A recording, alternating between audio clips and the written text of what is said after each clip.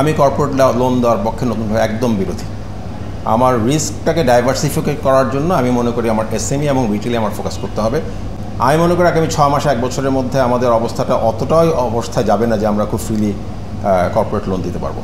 আমাদের প্রায় 827টা মামলা আছে এবং এখানে প্রায় 12,000 কোটি টাকার উপরে টোটাল মামলার অ্যামাউন্ট আর কি, পরিমাণটা এরকমই। আর্থিক অবস্থানে এই ব্যাংকে কিছুটা নাজুক, এটা তো অস্বীকার করার উপায় নেই। আপনি যদি বলেন বিনিয়োগকারী মানে কি স্ট্র্যাটেজিক পার্টনার, আসলে আমরা স্ট্র্যাটেজিক পার্টনার খুঁজছি। আমরা বেশ কিছু বিদেশি ঠিক বলবো না আমি, আমরা লোকালও স্পন্সর, লোকাল স্ট্র্যাটেজিক পার্টনারের জন্য আমরা আসলে কিছু ফ্লোট করেছি আইডিয়া।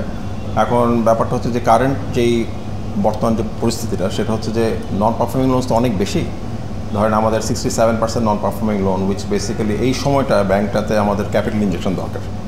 সো আমাদের বেসিস যেই 3টা প্রবলেম হচ্ছে, একটা হচ্ছে আমার capital shortfall, and then of course আমাদের হচ্ছে আপনার নন পারফর্মিং লোনস। তো এই নন পারফর্মিং লোনসের থেকে আমরা যদি একটুখানি ইমপ্রুভ করতে পারি, আমরা আশা করি যে তখন স্ট্র্যাটেজিক পার্টনার আরও বেশি আগ্রহী হবে। এখন অনেক আগ্রহী হচ্ছে, বাট আমি আসলে কোনো নাম বলবো না, কারণ আমরা আসলে 2-3 জন, ইনফ্যাক্ট 2-3টি ইনস্টিটিউশনের কথা বলছি যারা আগ্রহ প্রকাশ করেছেন প্রাথমিকভাবে, কিন্তু এখনও যেহেতু কোনো কিছু আমরা এখনও কনক্রিট কোনো প্রপোজালে এগ্রিমেন্টে পৌঁছাতে পারিনি, সো আমরা আসলে বলতে পারছি না। But we are looking for strategic partners. বিদেশি বিনিয়োগকারী আপনি যদি বলেছেন এবি ব্যাংকে বিদেশি বিনিয়োগকারী ছিল, এটা তো অনেক আগে, মানে আরব বাংলাদেশ ব্যাংক যখন প্রতিষ্ঠিত হয়েছিল তখন বাইরের কিছু বিনিয়োগ ছিল, বাট এখন আমাদের সব লোকাল, আমাদের এখানে স্পন্সর সব লোকাল, এখন আর কেউ নাই। But we are trying to also get foreign investors. যেহেতু নন পারফর্মিং লোনস অনেক বেশি এবং এই পুরোটার অলমোস্ট পুরোটাই হচ্ছে কর্পোরেট লোনে, তো বাংলাদেশ ব্যাংক আমাদেরকে বলেছে যে তোমরা কোনো লোন এখন দিতে পারবে না until unless you cover the loan 100% collateralise ছাড়া।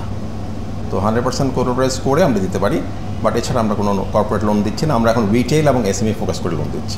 আমরা নাম না বলি এখন, কারণ আসলে 10 জনের নাম বলবো, আমরা আসলে এদের সঙ্গে আমরা এই নামগুলো খুবই পরিচিত, এনারা বিভিন্ন ব্যাংক থেকে লোন নিয়েছেন। তো আমরা যেহেতু ওনাদের সঙ্গে একটা এগ্রিমেন্টের মাধ্যমে তাদের থেকে রিকভার করার চেষ্টা করছি, আমার মনে হয় নতুন করে ওনাদের নাম বলার আমি মনে না বললেই ভালো। আর্থিক অবস্থানে এই ব্যাংকে কিছুটা নাজুক, এটা তো অস্বীকার করার উপায় নেই। কিন্তু মার্জারের গল্প আসলে আমিও শুনছি, কিন্তু আমাদের মার্জারের কোনো স্পষ্ট কোনো গাইডলাইন আমাদের কাছে আসেনি।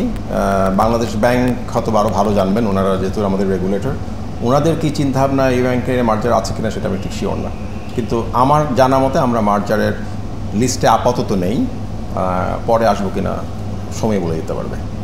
খুব সম্ভবত একজ্যাক্ট আমার নাম্বারটা একটু চেক করে দেখতে হবে, বাট আমার কাছে মনে হয় আমাদের প্রায় 827টা মামলা আছে এবং এখানে প্রায় 12,000 কোটি টাকার উপরে টোটাল মামলার অ্যামাউন্ট আর কি, পরিমাণটা এরকম। 12,000 কোটি টাকা তো অনেক টাকা। তো ধরেন আমার 67%-এর মধ্যে যদি থাকে হচ্ছে অলমোস্ট 22,000, তো আমার অলমোস্ট অর্ধেকে নেমে আসবে। দেখেন, লিগ্যাল সিস্টেমটা বাংলাদেশে খুব ডিফিকাল্ট।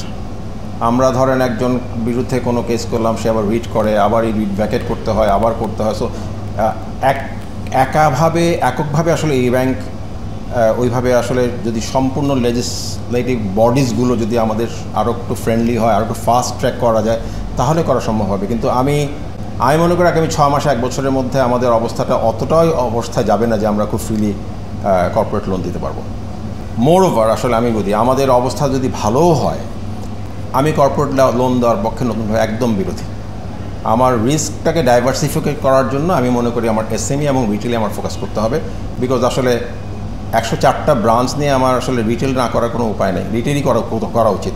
কর্পোরেটের জন্য আসলে আপনি দেখবেন যে বিদেশি ব্যাঙ্কগুলো তাদের 6-7টা 10টা ব্রাঞ্চ নিয়ে কিন্তু কর্পোরেট অনেক ভালো করছে, কিন্তু আপার মানুষের জনগণের কাছে যেতে হলে আপনার আসলে ব্রাঞ্চ ব্যাংকিং দরকার।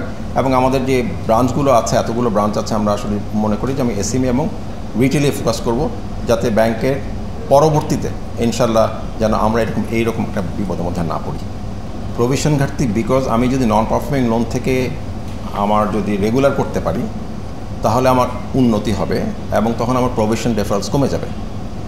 আমার আসলে একটাই সমস্যা, নন পারফর্মিং লোনস। নন পারফর্মিং লোন যদি আমি রিকভার করতে পারি, আমার সবগুলো প্রবলেম সলভড। এখন এই মুহূর্তে আমার বাংলাদেশ ব্যাংকের ডেফারেল আছে প্রভিশনের, বিকজ বাংলাদেশ ব্যাংক তো জানে যে মানে প্র্যাকটিক্যালি আমাদের পক্ষে এইভাবে এই লোনসগুলো প্রভিশন করা সম্ভব হচ্ছে না, সেই জন্য আমাদের প্রভিশন ডেফারেলটা আছে।